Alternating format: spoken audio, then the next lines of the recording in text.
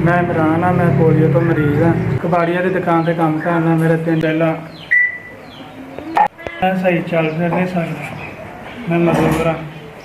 मेहरबानी ਤੁਹਾਡੀ बहुत भी एस ਤੁਹਾਡੀ बड़ी मेहरबानी, ਤੁਸੀਂ ਮੈਨੂੰ राशन पहुँचाया।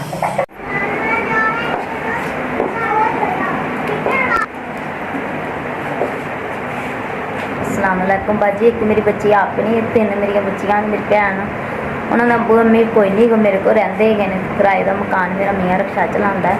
तुसीं अगे भी मेरी मदद की सवेर चीज भी एस मेहरबानी तुहाडी, तुसीं मैनूं राशन पहुँचाया। तुहाडा अल्लाह पाक तंदुरुस्ती सेहत देवे। मिले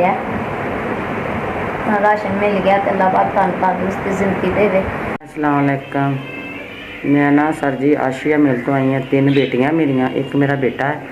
मैं लोगों के घर मेहनत मशक्कत करनी है। मेरा मियाँ नहीं हैगा तो तुसीं मैनूं राशन दिता है तो मैं बरकत पाए।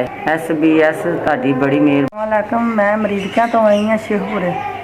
मेरे 5 बच्चे ने, 2 बेटे 3 बेटियां। एक दी मैं शादी कर दी है तो मैं सब्जियां पैलियां च जानी हाँ, सब्जी तोड़नी है। डल्ला भर के ना कोई 50 या 100 मैनूं 150 दे देंगे तो मैं अपने घर का निज़ाम चलानी हाँ।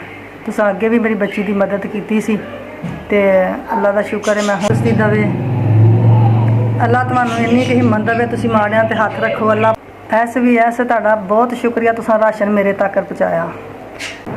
मैं राइयाले तो आई हाँ। मेरे मियाँ जा रहे हैं, टोयोटा चला रहे हैं। टोयोटे के नाल सिलेंडर ही करते हैं। 600 रुपया दिहाड़ी है, पर बहुत ही महंगाई है। पर नहीं, साडा निज़ाम नहीं सही चल रहा।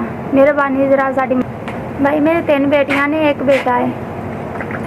तंदुरुस्ती दवे अल्लाह सना, ताड़ी लंबी जिंदगी करे। ताड़े बच्चों SBS तुहाडा बहुत शुक्रिया, तुसीं साडे तक राशन पहुँचा दिता। बहुत बहुत मेहरबानी, बहुत बहुत शुक्रिया।